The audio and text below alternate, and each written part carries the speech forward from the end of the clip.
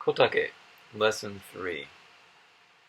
So as you know, we're going through these kind of modernized Kotake pieces here.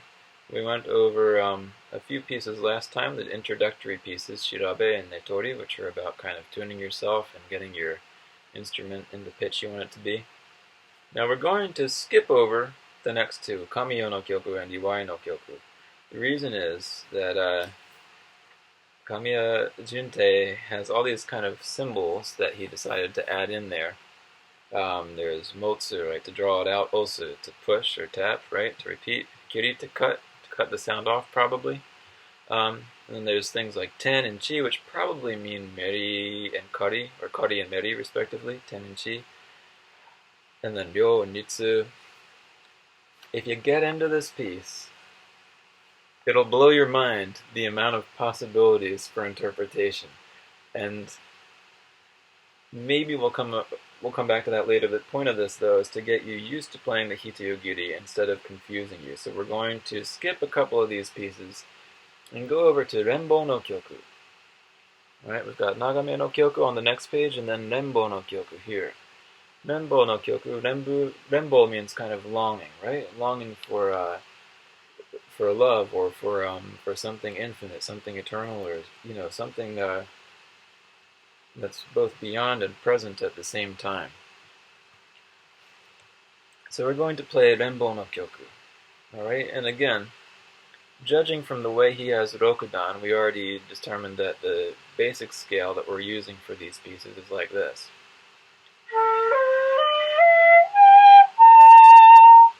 So we're going to basically stick to that. We're only going to be flexible on the ri, which we can translate as this, or this. For the first time through, we're just going to simplify it even further and decide that everything is the kind of halftone ri. And once we learn the piece, we'll experiment with it about a little bit and see what feels good, where we might want to switch that up a little bit. Alright, let's take it phrase by phrase from the beginning. First you've got tsure and then a repeat, and then two lines that mean to stretch out the sound a little bit longer.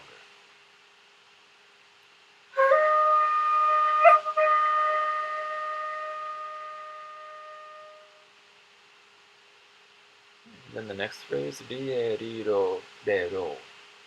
And then ro has a sign that says to lengthen it a bit.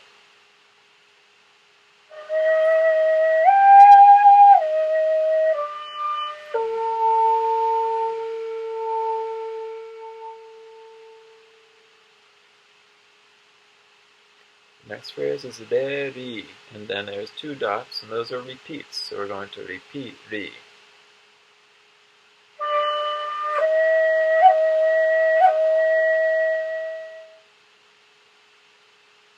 Right. Let's do that again from the beginning, kind of put everything together.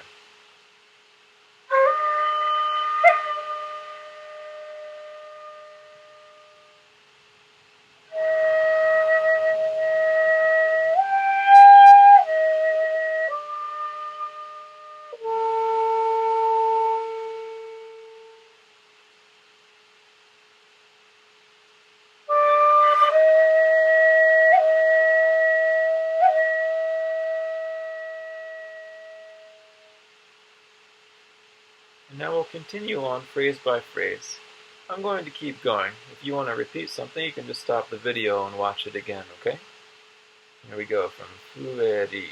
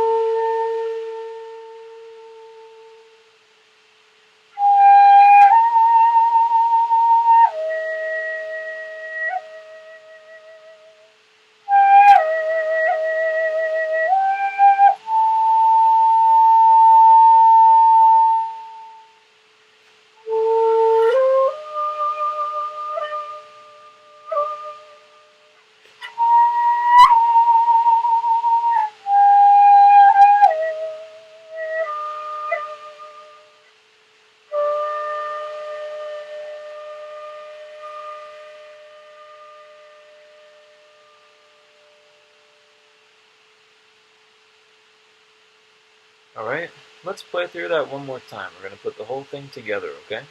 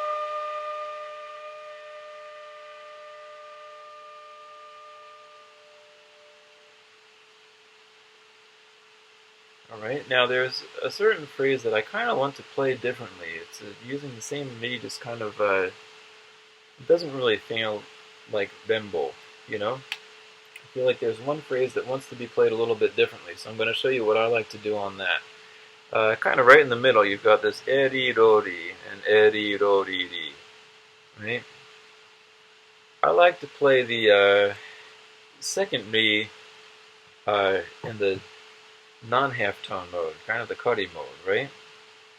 So instead of what we were just playing was this.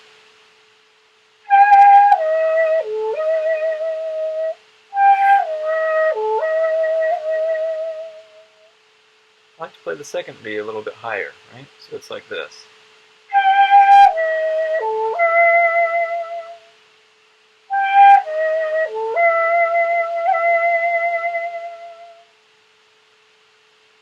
Let's put that in the context of the piece and see how it sounds.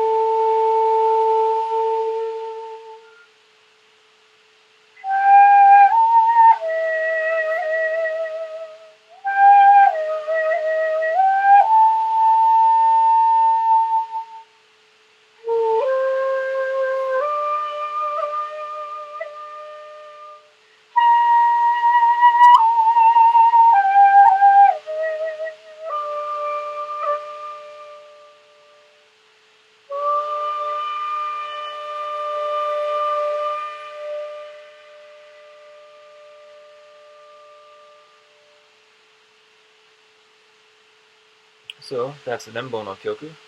And for Banshiki people, we're going to do the same thing on Banshiki now, okay? I'm going to play the whole piece through, and then I'll play it through a second time, changing that ri like we talked about.